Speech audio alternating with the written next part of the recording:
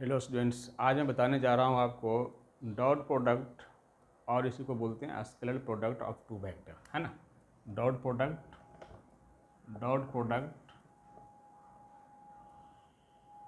और scalar product of two vectors, है ना, ऑफ टू वेक्टर्स। इसके बारे में हम बात करेंगे आज, ठीक है ना। तो देखिए, डॉट प्रोडक्ट और स्केलर प्रोडक्ट टू वेक्टर का क्या होता है। देखिए, अगर कोई वेक्टर ए है, दूसरा वेक्टर क्या है, बी है, तो इस दोनों का जो डॉट प्रोडक्ट होगा, ये डॉट है ना, ये क्या है, डॉट। तो ए डॉट बी जो डिफाइन होता है ना, A dot B equal to होता है ए का मैग्नीट्यूड, बी का मैग्नीट्यूड और cos theta, where A vector A है, बी वेक्टर आपका ऐसा होगा और दोनों के बीच का एंगल क्या है, theta. If the vector A आपका है, दिस इज जो वेक्टर बी, और दोनों के बीच का एंगल क्या है, थीटा। तो vector A dot B is defined as A magnitude of A magnitude of B cos theta, ठीक है ना। तो डॉट प्रोडक्ट इसी को क्या बोलते हैं, स्केलर प्रोडक्ट। स्केलर प्रोडक्ट क्यों बोलते हैं, क्योंकि जब भी ये दो वेक्टर का हम डॉट प्रोडक्ट लेंगे तो हमेशा जो आपको मिलेगा वो एक स्केलर क्वांटिटी मिलेगा, है ना। जैसे मान लेते हैं कि वर्क डन है ना, तो वर्क इक्वल टू क्या होता है, फोर्स इनटू डिस्प्लेसमेंट, है ना। जो वर्क होता है वो क्या होता है, फोर्स डॉट डिस्प्लेसमेंट। यहाँ फोर्स भी क्या है, वेक्टर क्वांटिटी, डिस्प्लेसमेंट भी क्या है, वेक्टर क्वांटिटी, लेकिन वर्क क्या है, स्केलर क्वांटिटी, है ना। क्योंकि जो दो वेक्टर का प्रोडक्ट है, दो वेक्टर का यहाँ पे जो डॉट प्रोडक्ट है वो क्या मिल रहा है, स्केलर, है ना। तो डॉट प्रोडक्ट और इसको क्या बोलते हैं, स्केलर प्रोडक्ट। तो हमेशा दो वेक्टर का जो डॉट प्रोडक्ट होगा वो क्या मिलेगा, हमेशा एक स्केलर क्वांटिटी मिलेगा, ठीक है ना। इसीलिए दूसरा नाम इसका क्या है, स्केलर प्रोडक्ट ऑफ वेक्टर्स, है ना। देखिए, तो a vector dot B vector is defined as a का मैग्नीट्यूड, बी का मैग्नीट्यूड, कॉस थीटा, यही होता है, ठीक है। चलिए देखिए, मान लेते हैं कि ए वेक्टर ए है, उसका मैग्नीट्यूड, और दूसरा वेक्टर बी है, उसका मैग्नीट्यूड मैं यहाँ पे लिख रहा हूँ, ठीक है। मान लेते हैं कोई वेक्टर ए है, मान लेते हैं तो वेक्टर फॉर्म में लिख लेते हैं कि इसका वैल्यू ए एक्स आई है, ए वाई जे है, ए जेड के है। एस कंपोनेंट भी लिख दिया, वाई कंपोनेंट भी लिख दिया, जेड कंपोनेंट भी लिख दिया। दूसरा वेक्टर हमारे पास क्या है, बी वेक्टर है, जिसका हमने लिखा है बी एक्स आई, बी वाई जे प्लस बी जेड के, ठीक है। तो ये आपको हो गया बी एक्स आई, बी वाई जे, बी जेड के।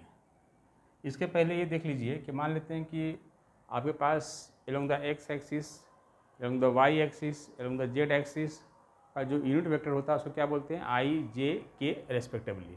तो मान लेते हैं कि आपके पास यहाँ पे ये एक्स है, इधर क्या है, वाई है, ये क्या आपका जेड है।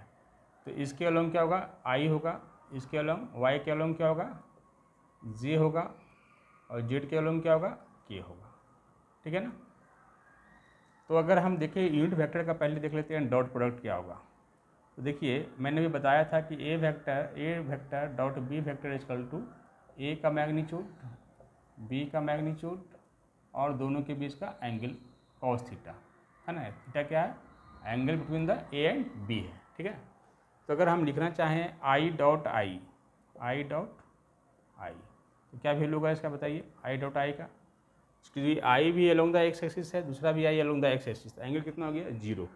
तो ए का वैल्यू, बी का वैल्यू, तो आई का वैल्यू 1 होता है, क्योंकि क्या है, एक यूनिट वेक्टर है, तो उसका जो मैग्नीट्यूड होगा वो हमेशा 1 होगा, ठीक है ना। तो ए आई का मैग्नीट्यूड, फिर ये आई है इसका मैग्नीट्यूड, और दोनों के बीच का एंगल कितना, कॉस 0। ये कितना हो गया, 1 कॉस 0 हाउ मच, 1। ये क्या मिल गया, 1।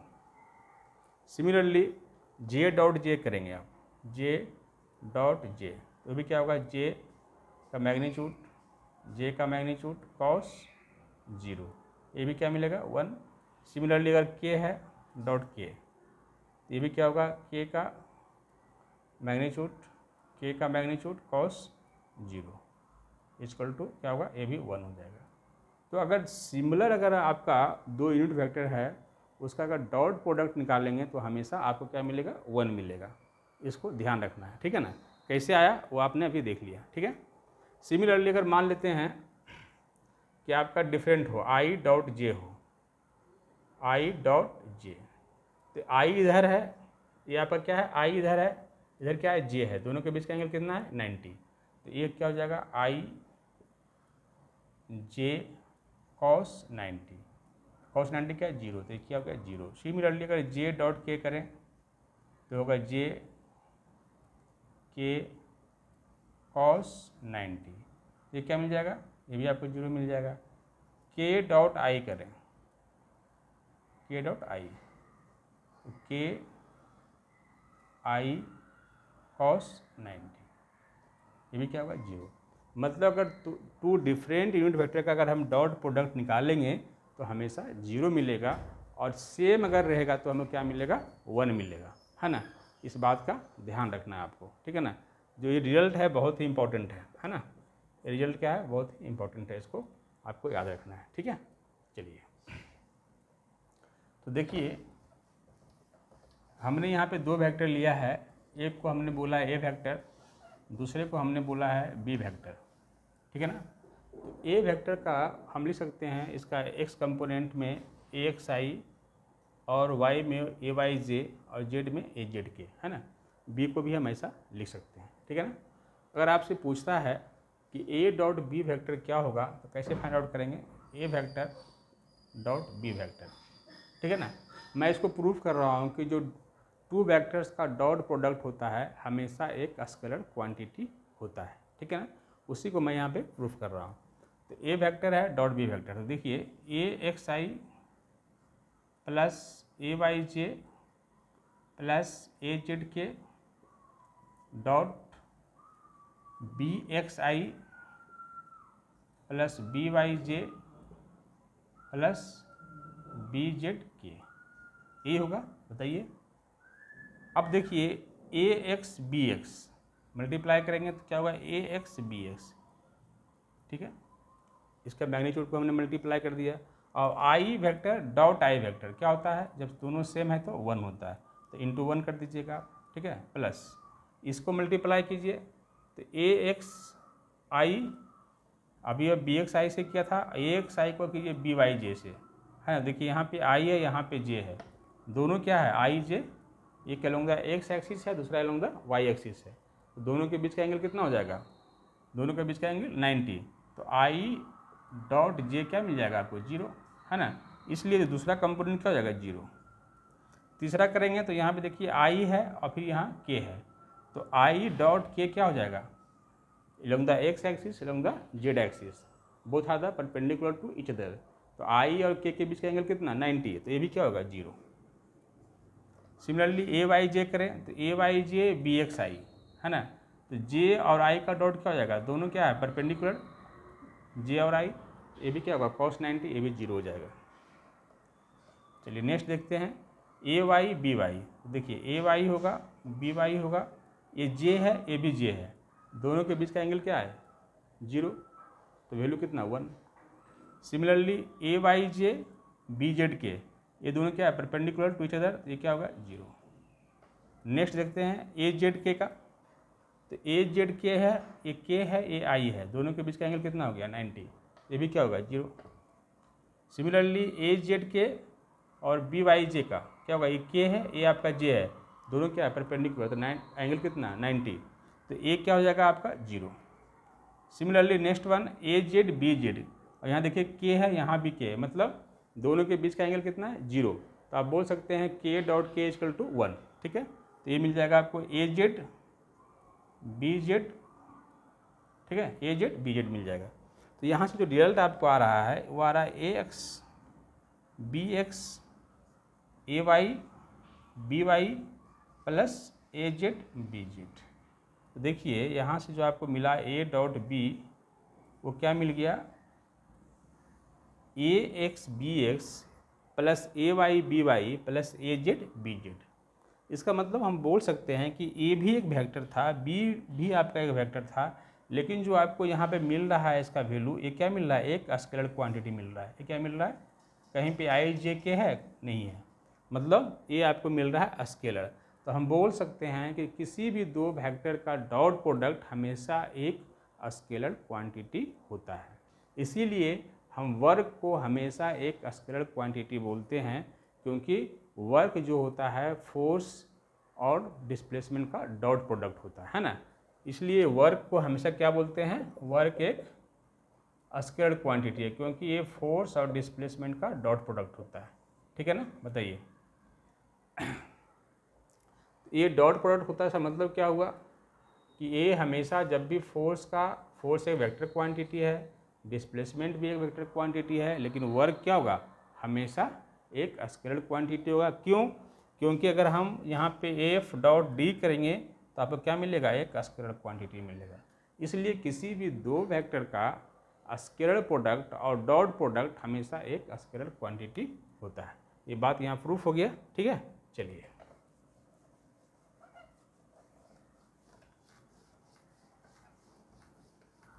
देखिए, ये जो कुछ लॉ को भी फॉलो करता है, जैसे एक एसोसिएटिव लॉ है, डिस्ट्रीब्यूटिव लॉ है, उस कम्यूटेटिव लॉ है ना। तो ये कम्यूटेटिव लॉ और डिस्ट्रीब्यूटिव लॉ को फॉलो करता है। जैसे देखिए यहाँ पे पहले से कुछ और देख लीजिए, ए डॉट बी है, इसको आप बोल सकते हैं a vector B vector cos theta. अगर थीटा क्या है, 0, तो ए डॉट बी क्या हो जाएगा बताइए, ए 1, तो ए बी के बराबर हो जाएगा ना। देखिए अगर a vector perpendicular to b vector, तो ये क्या हो जाएगा बताइए, ए डॉट बी क्या हो जाएगा, 90, क्या होगा 0। तो आप देख सकते हैं, आप थीटा का वैल्यू चेंज करेंगे तो आपको क्या होगा, डिफरेंट आपको वैल्यू मिलेगा। ठीक है ना, यहाँ पे 0 मिला, ए बी है तो अगर परपेंडिकुलर है तो 0 मिल गया, परपेंडिकुलर में आपको 0 मिला। अगर आपका थीटा क्या है, 0 है, मतलब अगर पैरेलल है, a vector is parallel to b vector, तो कितना मिल रहा है आपको, ए बी कॉस थीटा मिल रहा है, मतलब ए बी के बराबर मिल रहा है।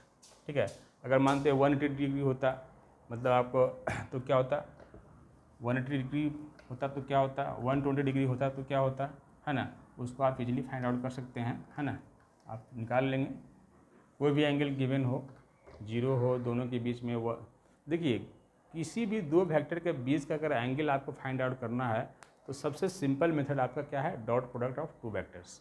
उसके हेल्प से किसी भी दो वेक्टर के बीच का एंगल हम सिंपली फाइंड आउट कर सकते हैं। ठीक है ना, चाहे वो ए वेक्टर और बी वेक्टर के बीच का एंगल कुछ भी आपको निकालना हो, है ना। ए वेक्टर गिवन है, बी वेक्टर गिवन है, आपसे पूछ दे दोनों के बीच का एंगल क्या होगा, सीधा हम क्या करेंगे, ए डॉट बी फार्मूला को अप्लाई कर देंगे, तो वहाँ से आपको दोनों के बीच का एंगल फाइंड आउट हो जाएगा। ठीक है ना, तो इसके कुछ लॉज हैं उसको फॉलो करता है ये, है ना।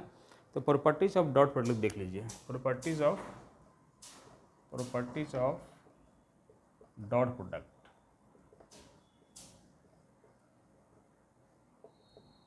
डॉट प्रोडक्ट कौन कौन सा होता है, देखिए एक तो एक कम्यूटेटिव लॉ को फॉलो करता है ना, और दूसरा ये जो फॉलो करता है, एक करता है ये डिस्ट्रीब्यूटिव लॉ को, है ना। मतलब अगर a vector dot B vector equal to b vector dot A vector, ये क्या होगा, कम्यूटेटिव लॉ, इसको फॉलो करता है। दूसरा डिस्ट्रीब्यूटिव लॉ है, ए वेक्टर है डॉट बी प्लस सी है, तो ये क्या होगा, a vector dot B vector plus a vector dot c vector, इसको क्या बोलते हैं, डिस्ट्रीब्यूटिव लॉ।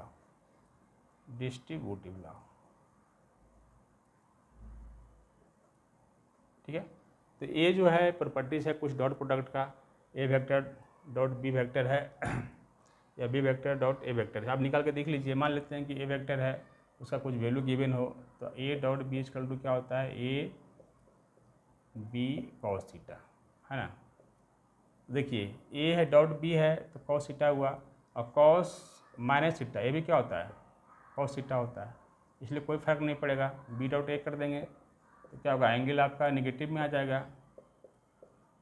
तो ये क्या होगा, कॉस माइनस थीटा, ये भी क्या होता है, कॉस थीटा के बराबर, दोनों क्या हो जाएगा, बराबर हो जाएगा। ठीक है ना, तो सिंपल है। तो कम्यूटेटिव लॉ को भी फॉलो करता है, उसी टाइप से डिस्ट्रीब्यूटिव लॉ को भी फॉलो करता है, ठीक है ना। तो डॉट प्रोडक्ट आई थिंक आप समझ गए होंगे। तो कोई भी क्वेश्चन आपको गिवन हो, है ना, कोई भी क्वेश्चन अगर गिवन हो तो उसको इजीली आप फाइंड आउट कर सकते हैं। मान लेते हैं कि कोई एक फोर्स गिवन है और आपसे बोल रहा है कि एक फोर्स का वैल्यू गिवन है 5 Newton, F is given how much 5 Newton, ये लग रहा है अलॉन्ग द एक्स एक्सिस, तो उसको 5 बोल देते हैं। दूसरा जो डिस्प्लेसमेंट है, मान लेते हैं आर वेक्टर, उसका आपको दे दिया है 2i + 3j। आपसे पूछ देगा कि ये आपका क्या है डिस्प्लेसमेंट, कि वर्क डन का वैल्यू क्या होगा, वर्क इक्वल टू वाट, तो वर्क क्या होगा एफ डॉट आर हो जाएगा यहाँ पे। तो फोर्स कितना है 5i, डॉट लगा दीजिए इसमें 2i + 3j। आपसे मैग्नीट्यूड पूछेगा भाई बताइए वर्क का वैल्यू कितना होगा, तो आई है ये आई है, बताइए दोनों के बीच का एंगल कितना हो गया 0, ये 10 हो गया, ये आई है ये जे है, तो कितना हो जाएगा 0, ये कितना होगा 10 जूल। वर्क का वैल्यू क्या हो गया 10 जूल, ठीक है, बहुत ही सिंपल है, ठीक है, 10 जूल मिल जाएगा आपको, ठीक है। तो कोई भी क्वेश्चन आपका गिवन हो डॉट प्रोडक्ट के हेल्प से, है ना, डॉट प्रोडक्ट के हेल्प से आप दोनों के बीच का angle A vector B vector cos theta ये है आपका, है ना। तो इसके हेल्प से दोनों का बीच का एंगल जो मोस्टली हम यूज़ करते हैं, ये दो वेक्टर के बीच का एंगल, इससे हम इजीली फाइंड आउट कर सकते हैं, ठीक है ना। तो चलिए आई थिंक आपको डॉट प्रोडक्ट समझ में आ गया होगा, आप क्वेश्चन सोल्व कीजिएगा, ठीक है। आई थिंक क्वेश्चन सब बन जाएंगे, बहुत ही सिंपल है, ज़्यादा इसमें कुछ टफ चीज़ें नहीं है। चलिए, थैंक यू।